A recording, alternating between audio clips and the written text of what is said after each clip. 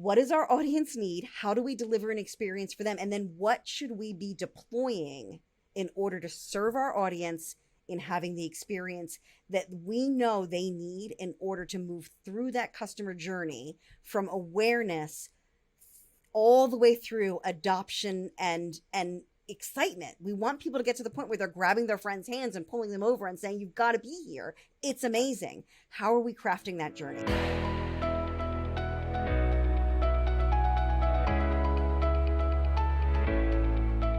Hi, welcome to the Gripe podcast. I'm your host Farhat Khan, CEO of Gripe Digital. In this podcast, we learn how to grow member-based organizations. We're a digital agency and we help professional associations grow their membership with digital marketing and by building membership portals. We are recording this podcast episode live with a live audience, so we will get a chance to take some questions from the audience towards the end. And if you're joining us live today, welcome. Please submit your questions on the chat window on the sidebar and we will get to them as soon as we can. In this episode, we are joined with Beth Brodovsky. Beth is the president of Iris Creative. They are a marketing agency and Beth actually has a lot of experience in marketing and audience engagement. Beth, thank you so much for joining us today. Can you start by telling us a bit about yourself and what you do? Thank you so much for having me. I really appreciate it. I love membership. I run Iris Creative. As you mentioned, we will actually be 25 years old this fall, which I just can't even believe. I often joke that I had a 2-year-old and a 5-year-old child when I started my company, and now I have a 5-year-old and a 3-year-old granddaughter. So an entire generation has happened. The thing that we're really interested in is what drives people to show up, stick around, and get involved in an organization. I am a firm believer that participation is the glue in between attraction and action. And that's a lot of times where people get stuck when it comes to the kind of communications that membership organizations have to do. It's different than just you're going to sell a Coke or your mother bought Tide and so you're going to buy a Tide. You've got to have a level of connection with people that I feel is just a different way in a nonprofit or a membership organization, because it's about people giving their time and not just their dollars. And so that's really important to me. So we are an audience-centric brand marketing firm. And we often say that we do brand focus rather than branding or rebranding, because branding is about you're starting from scratch. Rebranding can often feel like you're throwing away everything and starting over again. And that's just not the reality for organizational communications. So that's what we love to do with people. We love to help people find the right audiences, understand who is the right audience, why they're the right audience, and making sure that that focus is pointed towards what will make an organization thrive. And then from there, it's about, how do you connect with people, engage them, keep them excited, and coming back for more. Amazing. Beth, I have to throw a curveball at you at this point. We often buy things from organizations with whom we don't actually have any relationship with at all. Like you said, Coke, or maybe your phone company, right? Or the groceries. So we always buy groceries. We always work with these organizations, but we have no relationship with them typically, right? So why do we need to build relationships with our audience when it comes to member-based organizations? I think that's such a great question. And so a lot of the things that we buy are things that we need to buy. Like you said, maybe the phone company or your mortgage company, things like that. I mean, obviously there's choice, and everyone is different. I always joke that like my mom, the things that she cares about in a car is that it starts and that it stops. Very, very low bar.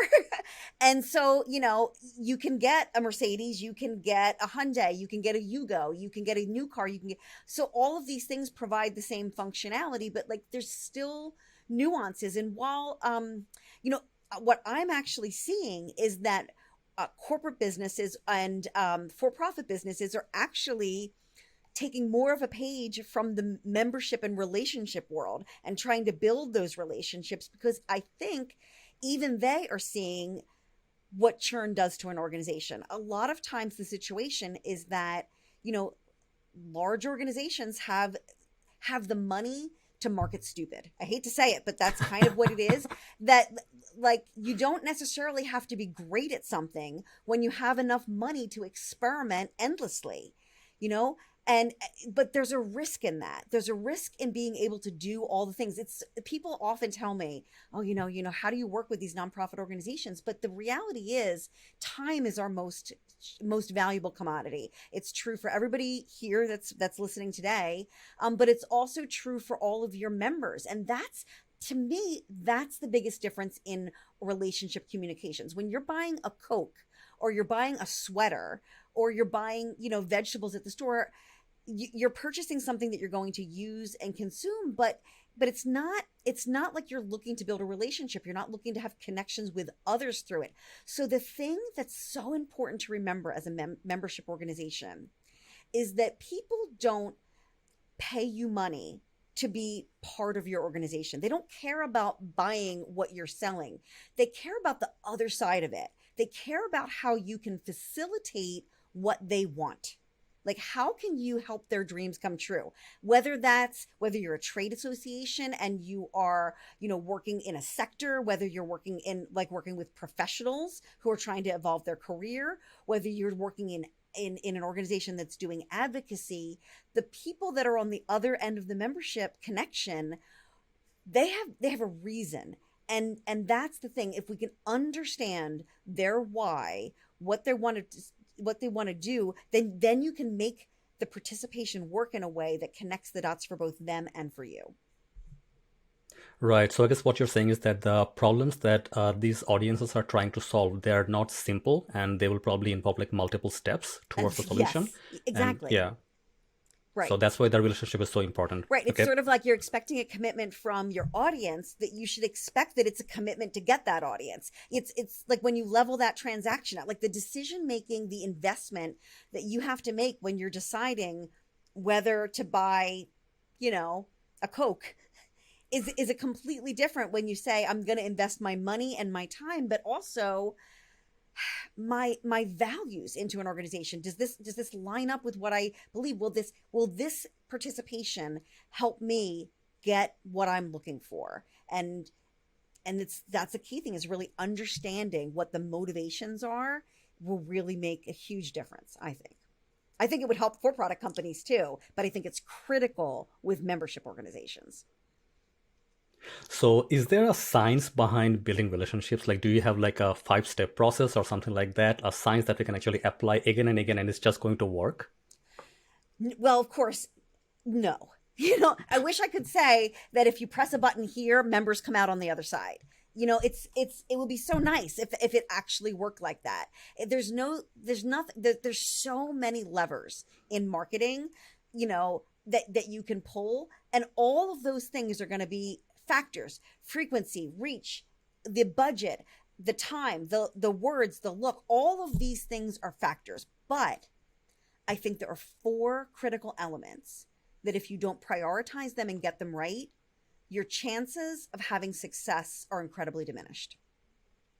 And we've built this into our process. So you said, is there a rule? Is there a process? We have a process. We call it, we are an audience first organization. So we call our process AMIE, AMIE. And so what that stands for is audience, message, image, and experience. And what we mean by that is that you can make stuff look pretty. Like, a lot of times people talk about branding or marketing and they want to look at the colors and the fonts and the pictures and the doodads and, but that's very important. Your visual identity, the way you represent yourself and what people recall in through their eyes, hugely important to connect that to people. The words you say, the message you use, the places that you choose to deliver that message, the mechanisms, the tactics that you use to deliver it, all of that is important.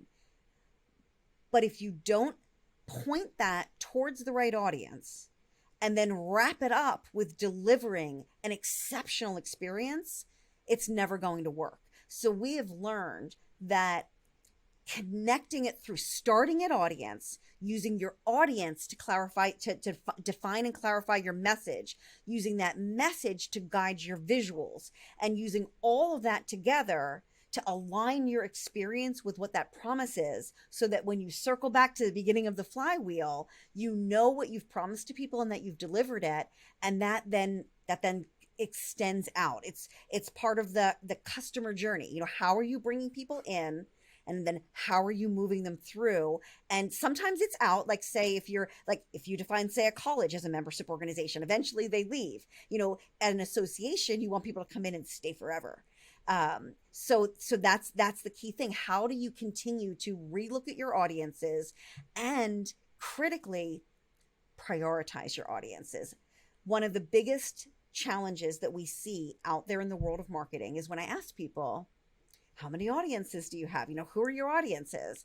We'll get an audience list that reads like there's a sale on commas, is what we often say. If you're a lawyer or a banker or an accountant or anything, our professional organization is for you. That might be true, but it's not necessarily truly distinctive. And so we have to dig deeper. And so what happens is in an effort to be wonderful for everyone, we become mediocre by watering things down. And so we end up genericizing our message. And that's damaging for multiple reasons. When you're generic, you're okay for everyone and you're not truly really amazing for anyone. And so it's hard for your lovers to really connect with you. It's hard for your outsiders to really understand who you are. So we're always a proponent, instead of looking at your audiences as buckets, these different separate things that are all like kind of targets that you want to hit. We need to get the media, we need to get the government, we need to get the young people and the old people and all of that. Think of it literally more like a target, like who's at the center of your target? Who do you need to reach in order for you to thrive as an organization? And that's a key word, thrive as an organization. A lot of times when we talk about who our audiences are or who we want our new audiences to be, it's random. We don't always connect what keeps us alive and thriving as an organization, what pays the bills. It's not glamorous, but we'll want to brand on sort of hopeful qualities. And that's wonderful if you can actually get from where you are now to where you want to be.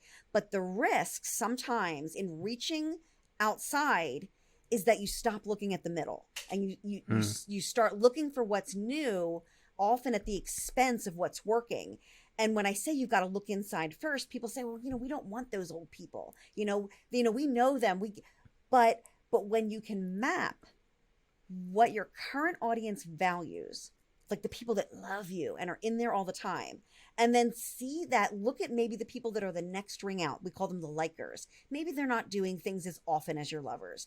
Maybe you go and look at like where those people are now and where they started, and maybe they're your likers. But to understand who's the next ring out, how can you use that sort of gravitational pull to direct people onto the middle, as opposed to jumping all the way from your lovers to the people that we call like the unaware, all the way to the outside, because people on the outside, all the people want all the things. And when you try and make all of them happy, it's the lovers and the likers who suffer.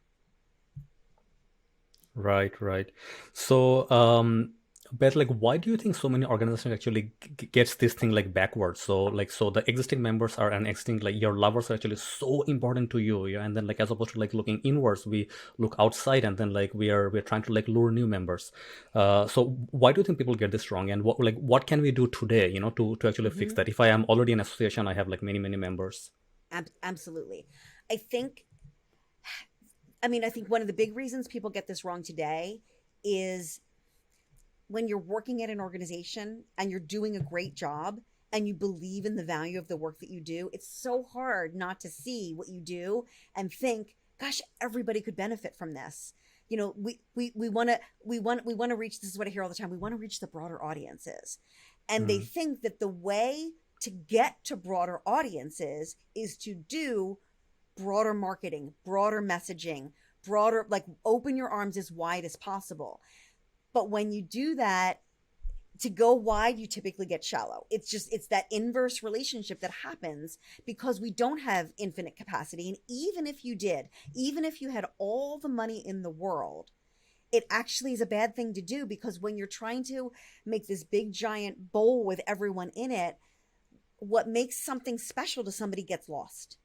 And it's so, and also I think a lot of times marketing's hard and it's this vacuous unknown, and many people, we work with all kinds of nonprofits, but many people that work in organizational and nonprofit marketing, we lovingly call you all slash marketers. You have a lot of jobs. It's often you're doing your membership slash marketing person. You're the events slash marketing person. You're doing all the things, and so you only have so much training. You only have so much attention, and so you're stretched thin, and so you're trying to kind of jump around and like, let's fill up all the buckets of everything that you do, and there's not that ability to have a deep focus and clarity on what we're doing.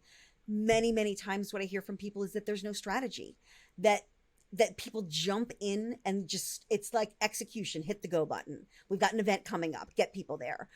And it just starts with that. And if I had a nickel for every time somebody said to me, well, we know we need to really do strategy. We know we really need to think about this, but right now we need to get people to this event, and we will totally come back to that.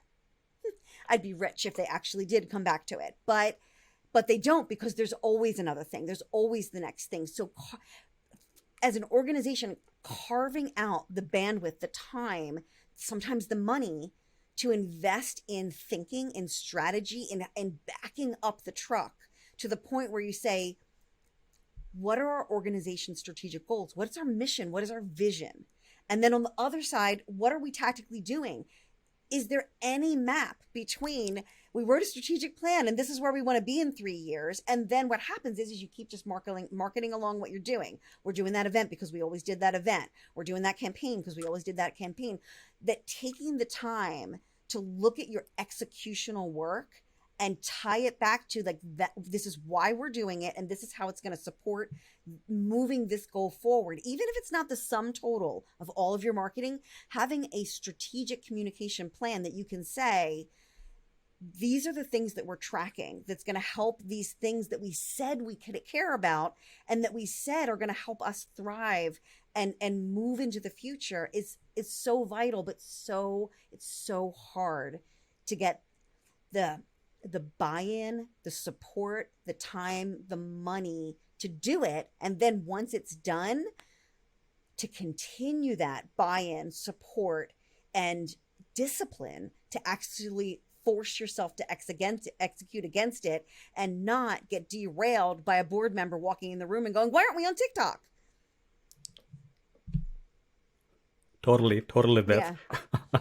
And actually, that reminds me, whenever we work with any of our clients, we always tell people that you cannot just execute, and you cannot just strategize. You have to have strategy, a good mix of strategy and execution, hand in hand. Mm-hmm. And I guess you have to start by taking enough time to strategize at first, so you actually know what you're trying to do, what you're trying to achieve, and then execute, gather some feedback, strategize again, and then 100%. iterate like that. Iterate, right? 100%. So, we're a firm believer in the rule of threes.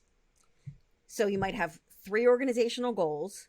Each of those goals can have 3 strategies. Each of those strategies can have 3 tactics. Each of those tactics can have 3 measures. And then we usually look at the tactics list that blooms out of that. And we have in our plan that we have, you can end up with, I think, 81 different tactics, which is a lot. So we usually take them and say, take that list of tactics that you want to do and are cool and are new, and narrow it down to the top 12. Then narrow it down again to the top 3, and make that decision.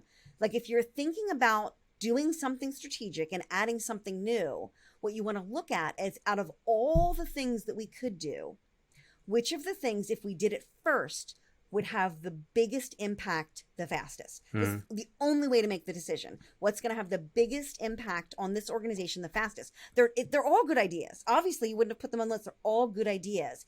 But then if you choose the thing that's going to have the biggest impact the fastest, that bucket gets filled up to 100 and starts paying you back, so that then you can move to the next bucket. And what we have a tendency to do is say, there's 81 new things on my list. Let me rotate around and do a few minutes on every one of them. And then none of them get to the point where they are functioning at 100% capacity and paying you back. So then somebody walks in and says marketing doesn't work and yanks your budget.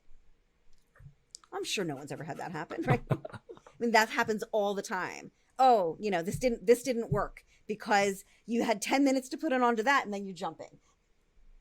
But so I couldn't agree more with you because like we do this all the time and like we follow exactly the same approach, like what will actually give you the biggest impact the fastest. Now we have a way of like measuring this as well. So what would be your approach to measuring the impact? So how would you define biggest impact? So I define biggest impact on, you should have started with, what are the desirable actions that need to be occurring at the organization in order for you to thrive. And out of all of those desirable actions, if you have the opportunity to 10x or 100x one, where would you start? It's not the be all and end all, but where would you start?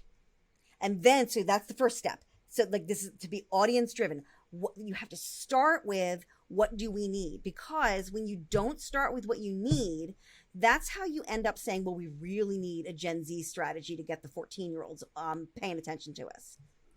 A 14-year-old is, depending on your organization, getting the attention of an audience that is the furthest away from helping you thrive may be flattering. It may be exciting, but the hang time between getting them into getting that person to become a lover, can you survive? Like, do you have the capacity to wait for somebody that's all the way at the outside for these we call it hope marketing. Yeah.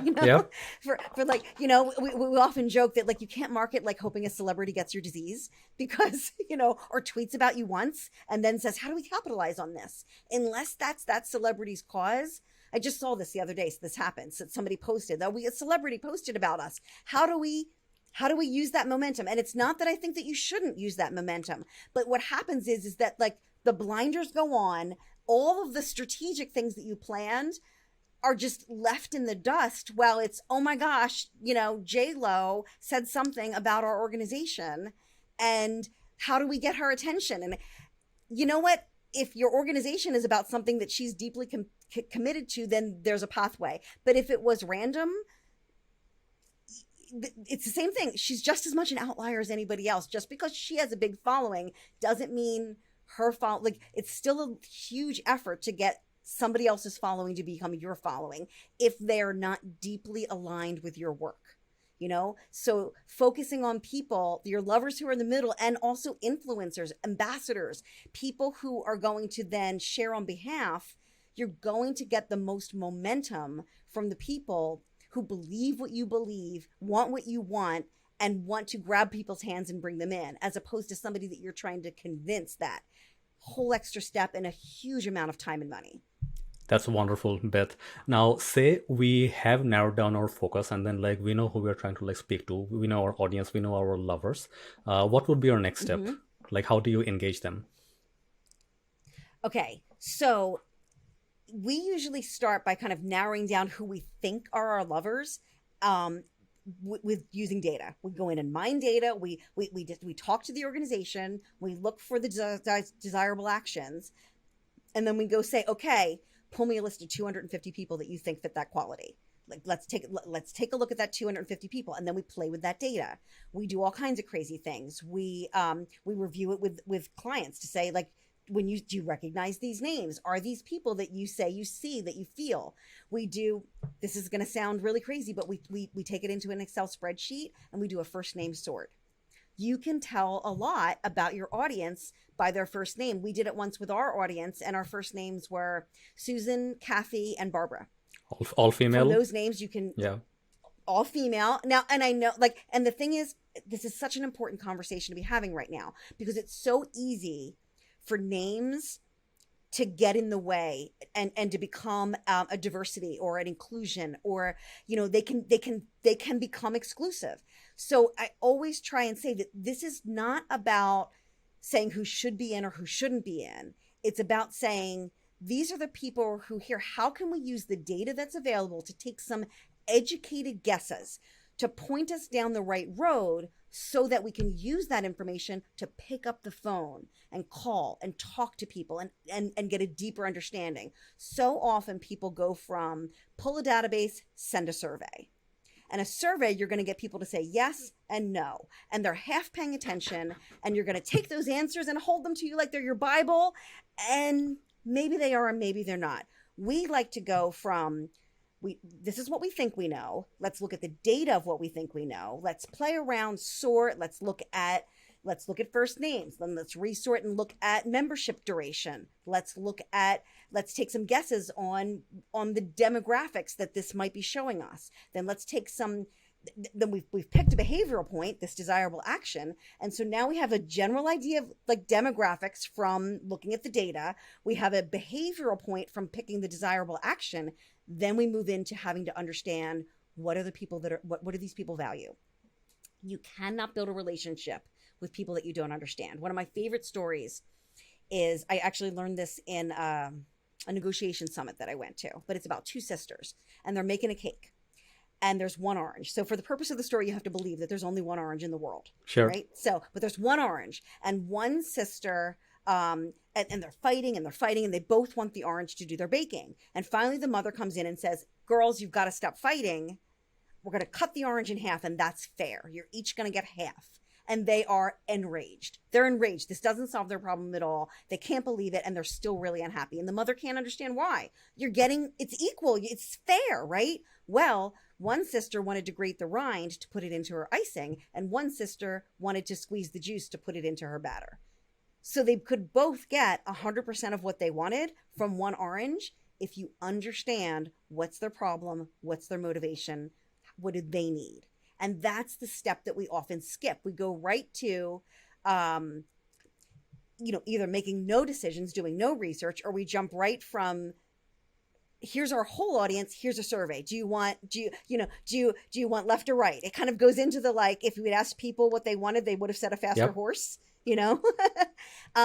And so what we love to do is we call them in-depth interviews. So we take a segment of people that are in one category. So likers that fit into this box of, like, these people are similar enough that we all say these are likers, that these are lovers. We make some definitions about what they are. And we typically start with those two groups. We need to understand our lovers and understand our likers. The other two groups that we always say there's only really 4 audiences: lovers, likers, haters, and the unaware. That's it.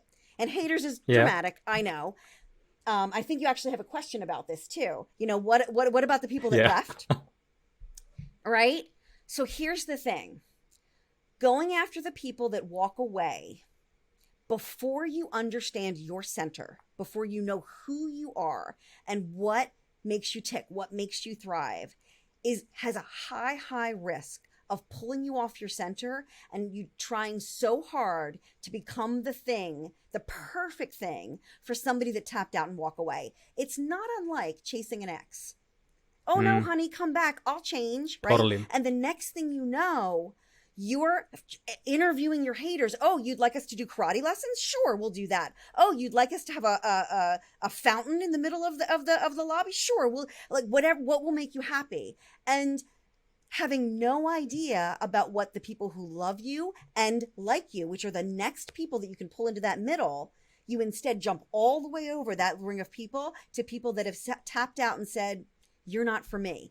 Keeping your attention on the haters too early makes you go too wide. Well, but we should include this, we should include this, we should include this, as opposed to saying, let's aim for the center of our target and trust that if we really hit the middle of our target perfectly, the ripples, there's many rings of ripples that we will likely hit, and even some unexpected ripples that are going to show up when we are on message, on position, bringing people in for what we're best at and really aligning what we can do better than anybody else with what the perfect audience thinks that we can deliver for them. And then people will raise their hand and show up. And then, oh, there's maybe an audience. We're seeing a trend here. Maybe that's an audience we should focus on. But without that, you're jumping to the outside. And if you aim all the way for the broader audience, the outliers, what I often say is if you're shooting for the outside ring on a target, you're much more likely to miss the target entirely than to hit anywhere, even on the target. So by shooting for the middle, you've got all of these rings of interest that are opportunities that are available to you, that keep you on your center and keep you in your value, that can work. So getting from lovers and likers to new audience, that's what people always want to know. Well, great, we know our lovers, we know our likers. How do we get to the people that we don't know? So you do things after you do these calls. You then say, okay, well, we talked to maybe 20 or 30 people. How do we then we survey the audience. Then we survey our whole list to say, okay, we had these conversations. From these conversations, we learned some things that we'd like to confirm, and we learned some things that maybe seem like they're conflict. So let's clarify these things. Let's clarify, are these things in conflict? Can they live together? If they're in conflict, which one's the priority? If these are things that 10 or 30 people said, is this also true in our larger audience? And when you've got that pool, then you've got a bigger sense of like, where are the values of this overall community? So then you can begin to build out personas, imaginary people, and you can formulate personas for new audiences that share the values. So I always say it's like you go up, start at the top, you go down, you then go across the values, and then you drill back up. So instead of saying we want to reach new college graduates, you can then say, oh, we want new college graduates who care about X, who appreciate Y, who want to do Z. And you've narrowed your pool into things that have enough similarity to your core audience that if you don't have the luxury of segmenting your messages, which many times you don't, you're staying on your center and you're not missing these new people. Right, makes sense. And I guess like Beth, I want to like touch on this as well. Oftentimes we get so hung up on the people that left us, like because I think it hurts our ego as well. It hurts our ego, right? So like what? Like breaks your soul. Yeah, exactly. And then like this has happened to us many times as well. Like of course, like we're an agency, so we are not a good fit with like every single client, right? So some clients do leave us, and when someone leaves us, it really hurts my ego at that point. But I kind of like cap it like to no more than 1 or 2 days, and then I go back to doing the best possible work for our lovers. So I think like sometimes like we have to actually like just like like be okay with it that you're not a good fit with everyone, and when that happens, just move on. Right. I often say celebrate. Yeah. Celebrate it, because by that person leaving, what they have done is they have added to your research. They have helped you clarify your audience. So now there are tons of stories out there of organizations that went and did research on their haters and discovered this like amazing thing that they weren't doing that they could be doing. That is 100% true. But if you do that research before you've discovered what your lovers and likers care about, you put yourself at risk. I really do believe that you put yourself at risk. So it's not they don't ever matter. It means they don't matter until your bucket is full for the people that you know will help you thrive. Don't worry about the people who have said you're not for me. It's really and the fewer people that are in your bucket. Like say you're sending an email marketing out and you're worrying about, well, we've got these groups of people that care about this, but we've got these people that care about something totally different. And these people that are left, then you end up having to send emails that say things like, if you're a member or a prospective member, or maybe you were a former member, or maybe you've never heard of us at all, then we're the perfect organization for you, and your believability tanks. So like it's making you, it's stretching it so thin. So that's a huge thing. So that's what I really, really say, like, it's okay. Do not do primary research with haters or with unaware. Those are the people that after you've done your phone calls, after you've done your surveys, after maybe you've done some groups, some focus groups or some discussion groups, that you say, where are the gaps? Where are the gaps? Where are the opportunities and where are the gaps? And where are there, like based on all of this stuff, we think we see a value set here and we think we see a demographic match here. Then maybe you come back and do secondary research and say, you know what? A bunch of people that left were in this group. Maybe so you use it to add a layer onto things. But in the short term, stay focused and experiment. See if that works. You can always expand. But if you miss that center in the first place, redirecting and like rethinking all of that is a lot of work. Okay, so say we have done our research, we have done some interviews, some qualitative interviews with our like lovers to know like what they really like care about and what are some things that they would really love to have like in your services. Of course, like we always have limited budget and limited resources. So out of like all the needs and wants that our audience will have, like where do we put our money? Like where do we focus?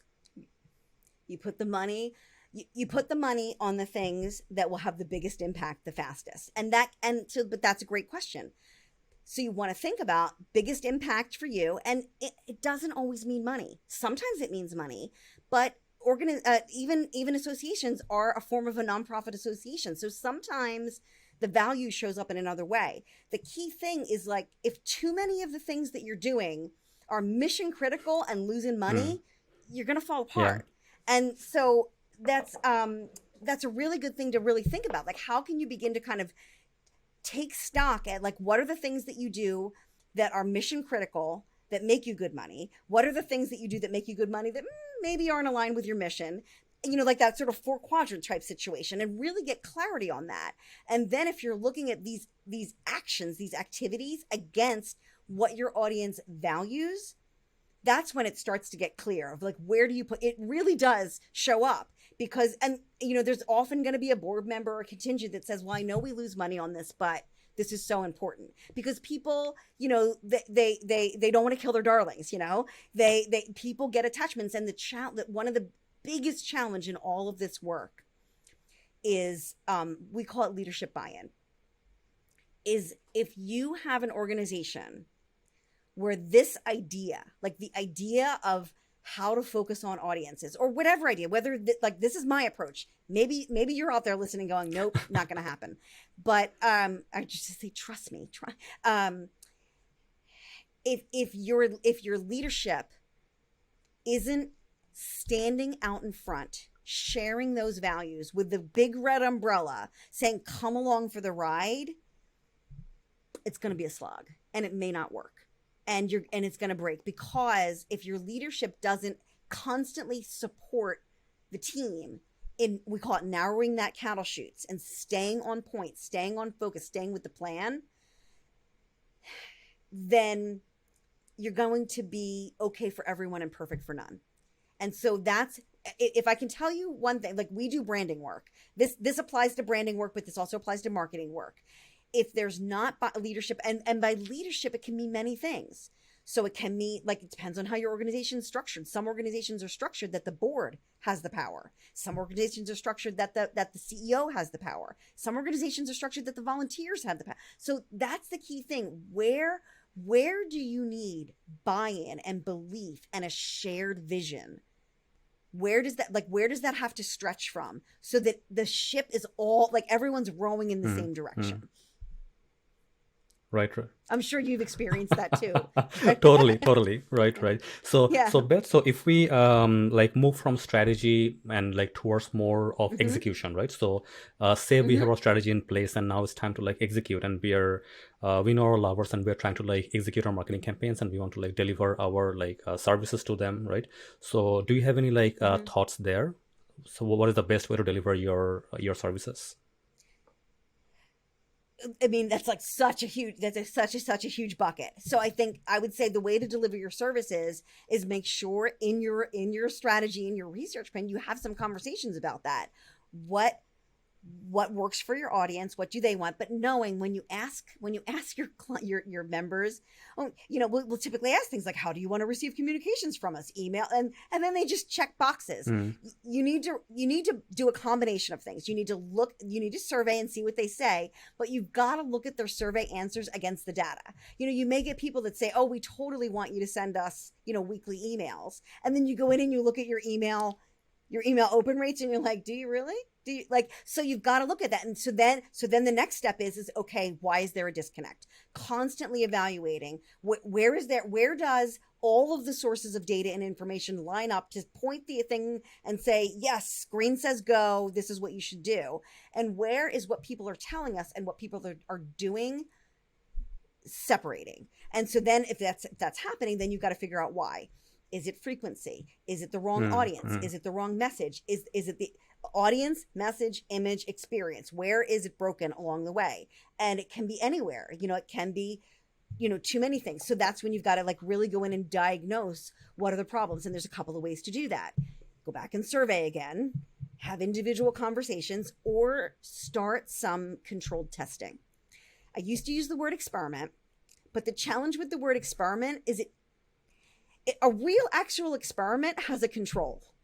In the marketing world, experiment often means we should do X on X. Wouldn't that be cool? And then we do it. And there's no strategy, there's no goal, there's no measure, there's no metric. So if you don't have a way to test whether the thing that you're trying achieved what you wanted it to achieve, and whether and then here's this is a clear thing. Do you have an outcome metric, and do you have journey metrics? So an outcome is, did we get to where we want? A journey metric is, what are the indicators along the way that say we're going towards that direction? Oh, we're doing a social media campaign. We got 1,000 likes. Yay, we won. Is that an outcome? Is that the outcome that you're wanting? You want? Is that the outcome? Can you prove that by getting this outcome you will thrive? Like, is this the outcome that you're looking for, or is a like a step on the way towards an actual outcome? And if you're saying it's a step on the way towards that outcome, how do you know? How do you know? Is a like just a like? So much of our time, we spend time generating activity and not necessarily generating desirable action. So that's a key thing we all have to be doing with our marketing. Are we doing things because somebody said we had to be doing those things, because they were on the list of stuff that you got before you took the job, or because somebody in another department says that's the way we've always done it? Or is it because the world says you need to be on every social media platform in the world, or you're not doing this? Or are we only reading the blogs of people that are using Apple and Nike as examples and trying to mimic what they're doing and what they're able to achieve with completely different parameters than we have? You've got to look through that and see, like,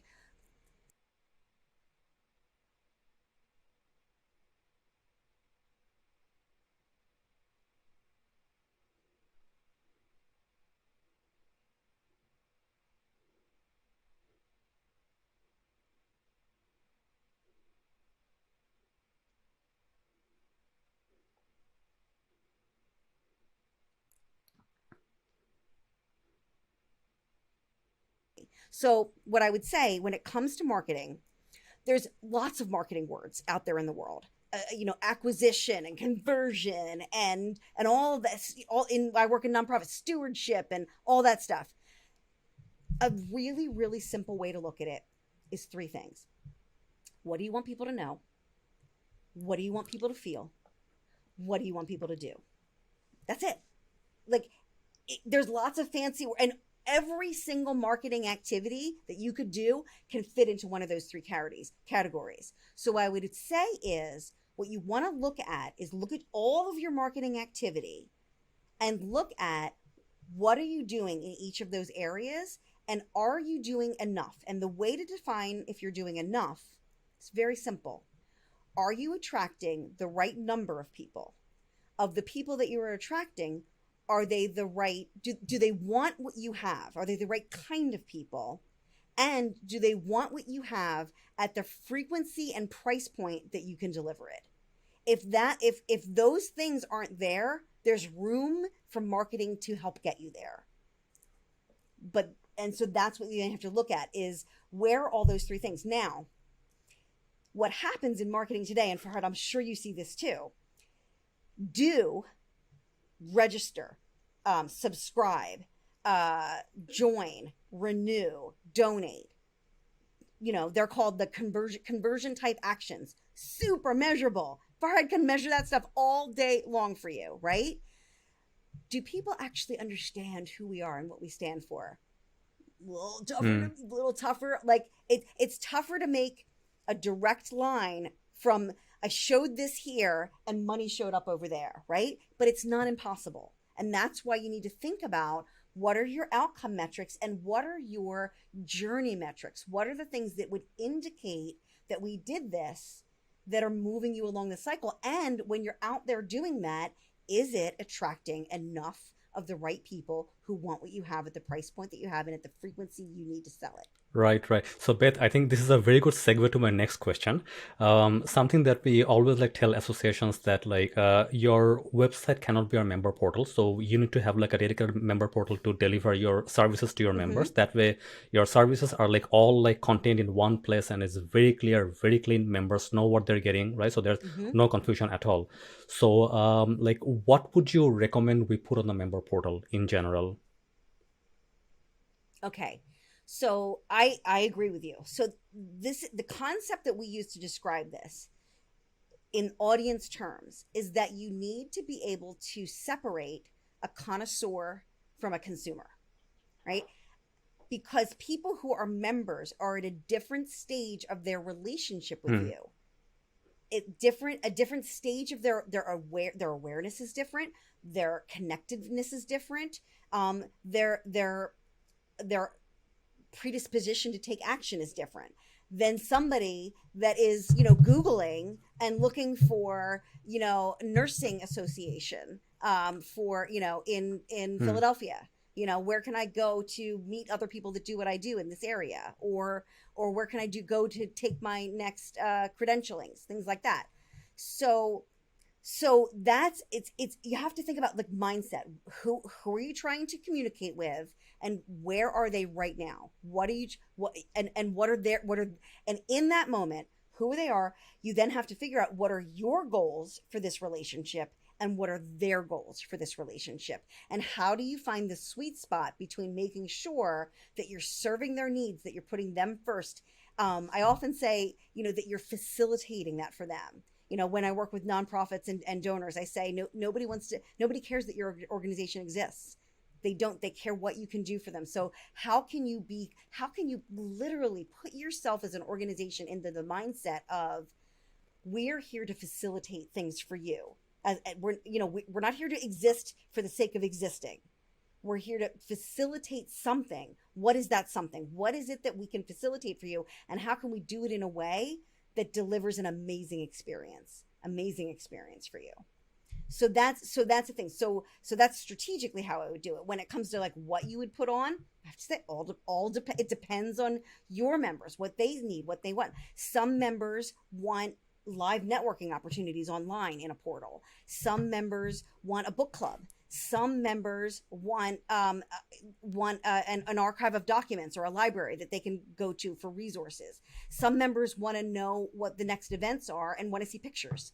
So that's the key thing. All of these things are, the question is what will make your community feel engaged and supportive and deliver what they're coming to you for. There's a million different ways you can do it, but the key thing is getting real clarity on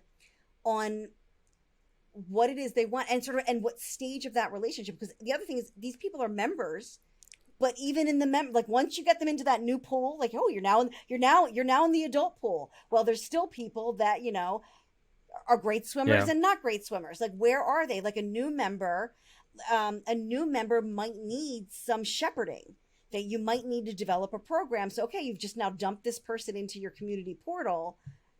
How do they go from, great, I'm standing at the door, and I'm staring at the backs of a bunch of blue suits, to like to breaking into the what might feel like a clique to many Hmm. people, might feel like a group that's even digitally, or whether it can be daunting. So I would start by asking your existing members, what helped you break through that barrier. What was the thing that made you become involved? Like, um, I don't know if you know Amanda Kaiser is amazing, Yep. amazing researcher. She's a fabulous member researcher. And one of the questions she always asks is, can you recall a specific moment in time where you truly felt the value of being a member of this association? And I'm totally giving Amanda credit for that question. It's a brilliant question. Because what it does is it takes all of the experiences of a member and has them crystallize it into, what? There was this time, and they start telling a Hmm. story, and it shifts how they think about it, how they feel about it. So that is an amazing question to ask people. First, it connects the people that you're asking into their why. Why are they member? Really, brings it up out of the depths and makes them really think about it. which is a great precursor to like asking them to do something. Would you be an ambassador? Would you shepherd our new members? Like, oh, so that's great. But it also really reveals what are the moments, what kind of special things need to be happening for people. Like when you think about a story, that hero's journey, at some point there's like that moment of transformation. And so to take somebody that signs up for your membership and turn them into a member, into an active participating person, there needs to be a reason, there needs to be a cause, there needs to be a spark. How can you use this community, this experience, to help generate sparks a little more on demand? Right, right. So I think like Beth, since we're in pandemic mode, like things are opening up slowly, but a lot of interactions are actually happening online right now. So I think like people are more trying to like network and do everything online. So what would be the role of online communities at this stage, you think, for associations? Oh, I think it's so funny because the online communities have been around Yep. forever, and obviously now they're having a resurgence. Um, there, as I'm sure you know, there's challenges and there's both challenges and amazing opportunities. The number one thing is you can't let it become a ghost town. You have if you're going to bother having a community, you need somebody to be managing it. Somebody needs to be paying attention and watching what's happening and making sure that there's connections happening and somewhat bringing in content. But oftentimes I don't know about you sometimes don't need as much content as you think you do. It's not so much feeding stuff to people, it's more you know I cleaned my house and got the food and we're gonna have the party, and now here I'm gonna give you guys the tools to do it, and giving people some freedom. A lot of times I think communities are often overly controlled. There's this We often make decisions out of a fear of Mm. loss as opposed to playing to win. And I think communities, if we're not careful, and I think many years of the communities are like that. It's how can we make sure nobody says anything mean? How can we make Yeah. sure that nobody does, how can we keep everything perfect? Well, humanity isn't perfect.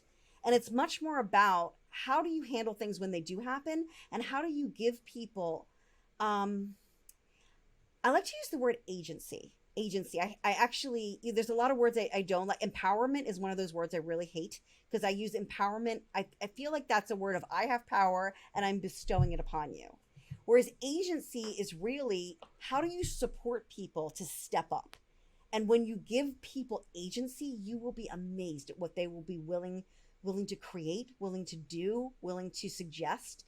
It changes everything. How do you create space online or in person so that people truly have that moment, so that you can feel that moment? I'm a volunteer for an organization where we created a plan to help get new computers for students. And I remember, and I was like, oh, I don't know, this was a lot of work and all of this planning and a lot of corrections in a particular way it had to be written. Maybe I'm done with being on this board. And then the next board meeting, when I was kind of like, I think I'm going to resign at this board meeting, they're like, wait, you know what? Why don't we all just take a walk down to the classroom? And we walked into the classroom and I saw row after row of these huge shining new computers, a giant printer, beautiful setup. And it was like a light bulb went off that I was like, wow, this thing here in this space exists because of me. Like, because I said yes, that I would help out and do this work. These kids now have access. That was 20 years ago. I'm still on that board. Wow. Because literally I would had been on the board about 4 years, and I was like, standing at the outside rim. But that the way they were able to give me that moment, that I was like, I get it. I get why I matter, why me being here and participating matters. So inside communities, you've gotta look for ways to do that. On the outside of a community, the key thing is you have to remember they're not there yet.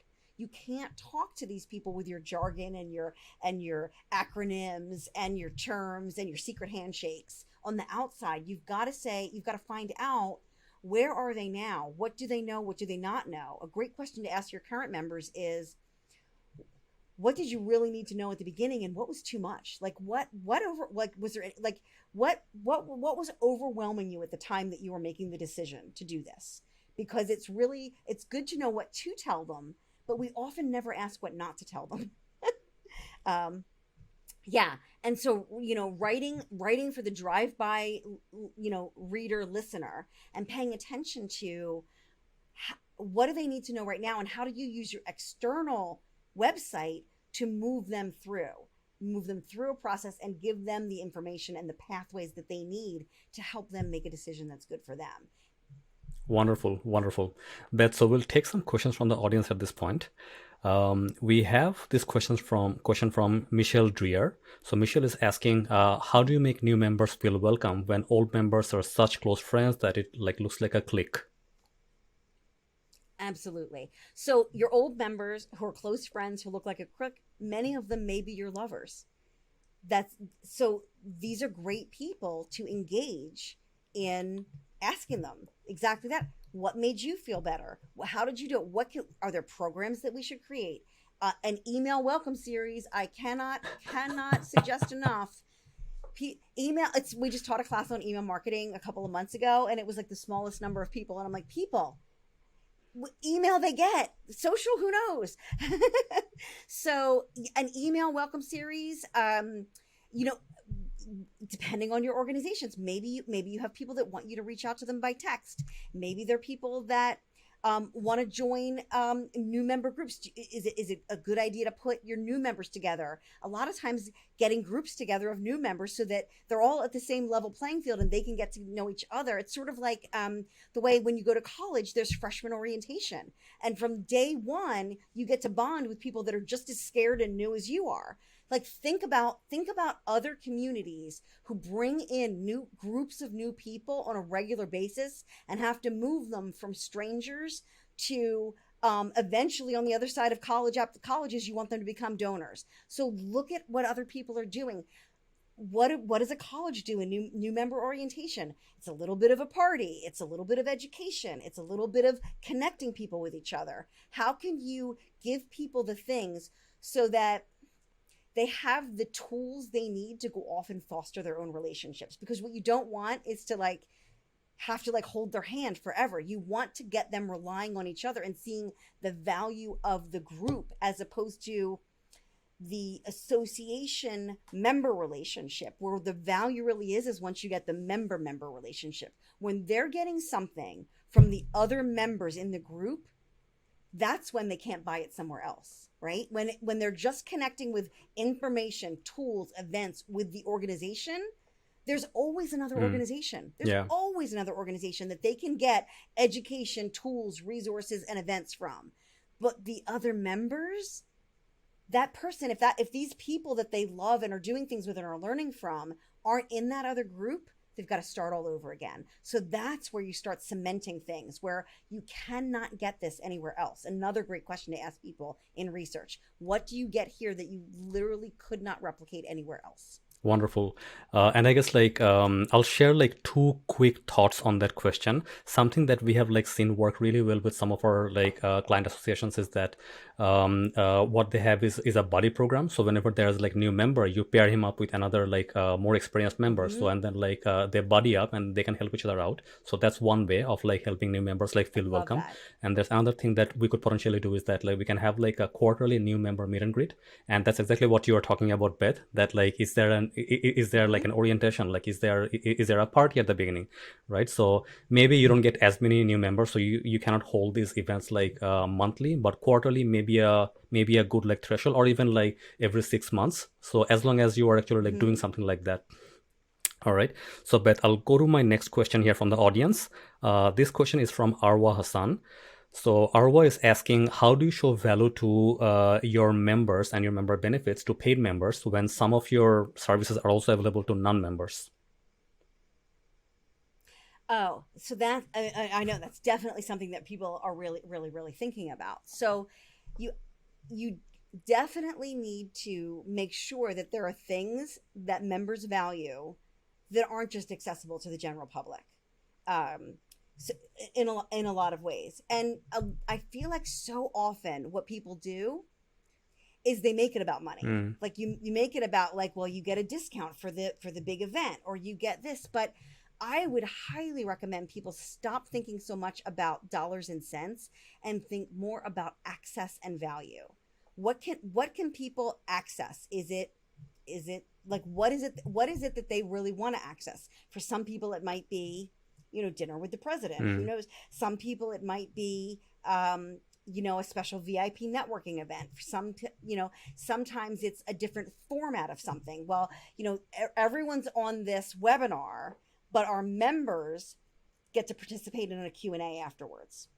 Like there's a different leveling of not just stuff, but depth mm, depth and connection. So some of what I would probably, it's not my job to come on here and say like this is what you should offer programmatically or offerings, but when being a non-member, when the benefits of that are exactly the same as being a paid member, one of the things the only way that you can really circumvent that is by sort of leaning into the charitable value of supporting that this organization exists. mm, So I'm a member, I work with nonprofits. So I'm a member of, and it's not an association, it's more it's actually defined as a member network. It's called the Nonprofit Technology N10 technology. I forget what you always forget what the acronyms stand for, but it's N10 NTEN, and they're an organization that focuses on nonprofits and the technology and marketing and technical marketing solutions around working with a nonprofit.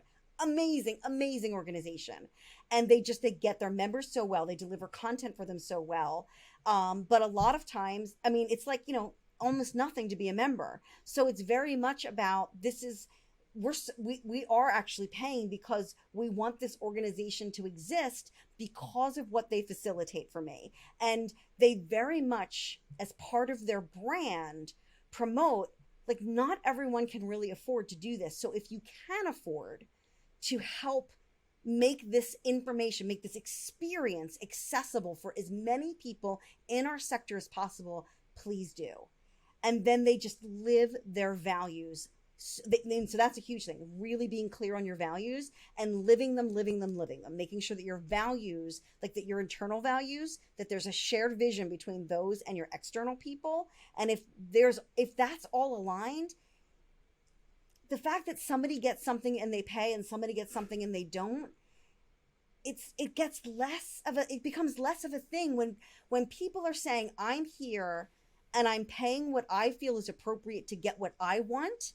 They worry less about what somebody else is getting that may be less or more than them. And I always think we should be playing from a sense of abundance, and mm. not we don't want to train our members to look for, like, what am I losing because somebody else got something. How can we train our members to think abundantly?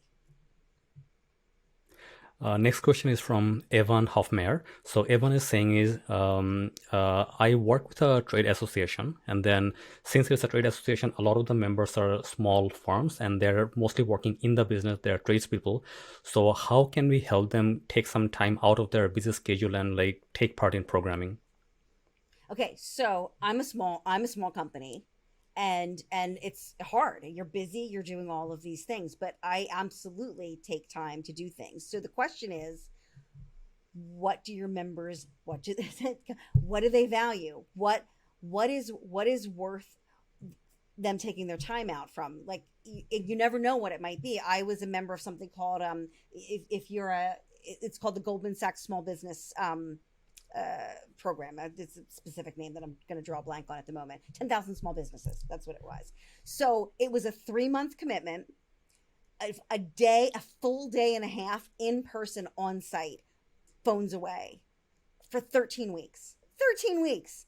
It was, and you think, oh Wow. my gosh, small businesses, but they literally hit 10,000 businesses in 2019. They hit 10,000 businesses that they put through this program.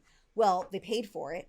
They gave us a really good lunch, and they gave us connections and experience to sit down with other business owners in person and work through what that program did. Is we created a growth plan.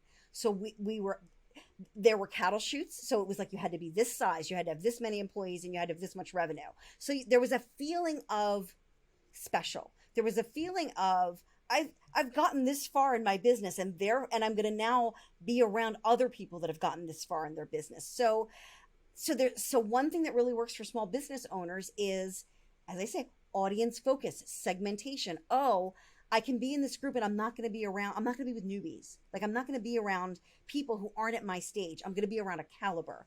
Oh, look at the professor, look at the people that are teaching. I'm going to get access to high level, interesting people to hear from. Oh, at the end of this, I'm going to create a deliverable that's valuable to my business. Now, that's just what they did. There's a million different versions of it, but it all fits into those areas. It's hard to get anybody to do anything if they don't feel like it's a good value for money and time exchange. And so that's what you've got to research and talk to people and find out what's a good value for money and time exchange with your community. Yeah, and I guess like at the same time, the strategic focus that you have in this programming, you wouldn't probably like have it otherwise. So sometimes like joining this programming is so much valuable, and if you and like we always say, if you have the right strategy, execution just like Exactly. takes care of itself, right? So Exactly. Absolutely. so Absolutely. right, so I think there's that. And also sometimes like what I find, like, Evan, is that if your members cannot come to your program, can you bring your program to your members? For example, this podcast is being published in video but also on audio, right? So Yep. someone who's very busy, maybe they can just like listen to the audio version of it like while they're at their work or while they're like driving.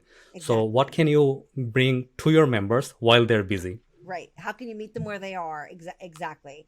That's so huge. We call that a modular content.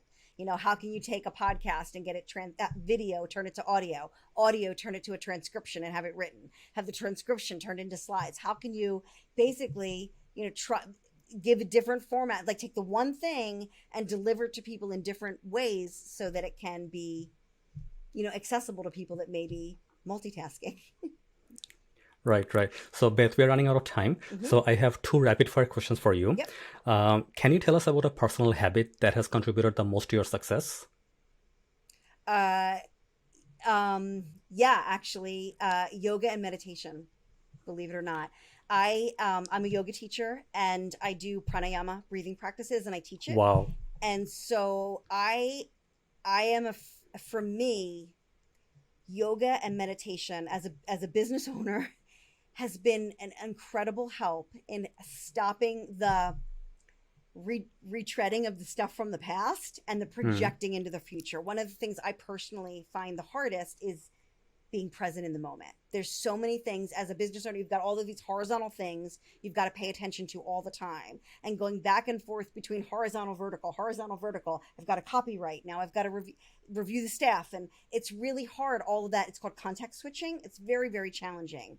And so for me, daily meditation, aligning my movement with my breath and my body. I do a procedure called tapping that helps sort of just bring me back into my out of my head and into my body. For me, that's been my game changer.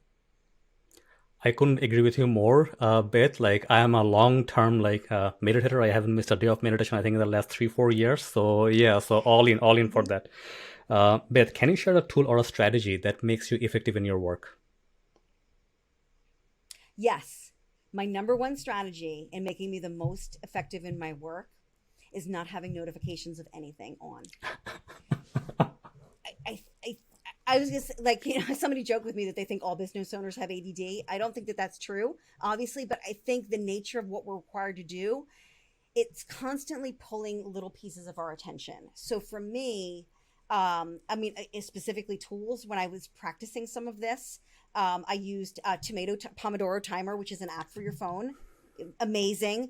There's another tool that I used on my computer for a while when I was trying to write a course called Time Doctor, which was you work for a 20-minute burst and then you take a breath, that kind of a break. And I'm an email addict, so like for me, when I'm being good, the number one thing that helps my productivity is shutting down the stuff that shutting down everything I don't have to be looking at, and closing it all out. It's super hard to get into like that flow where it's funny. Just even last night, I've been trying to write a class since Friday that I have to teach on Thursday, and writing, and I couldn't get myself into that flow until finally, I shut it all down and let it go. And the other thing that I would also say is accepting who you are. Like I'm a deadline worker. I say I'm not a workaholic, but I'm a total binge worker. And I spent so many years feeling bad about that. Oh, I'm a procrastinator.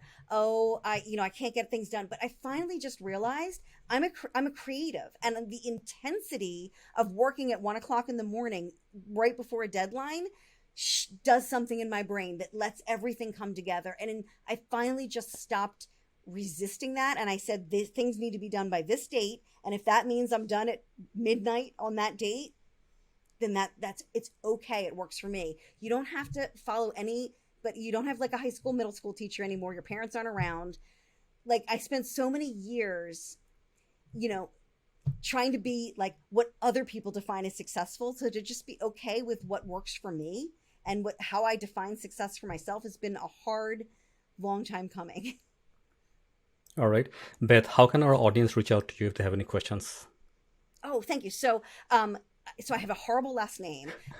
It's great for Google, but it's really hard to spell. So my email is just my first name. It's Beth, Beth, at Iris creative.com. And that's the easiest and fastest way to get to me.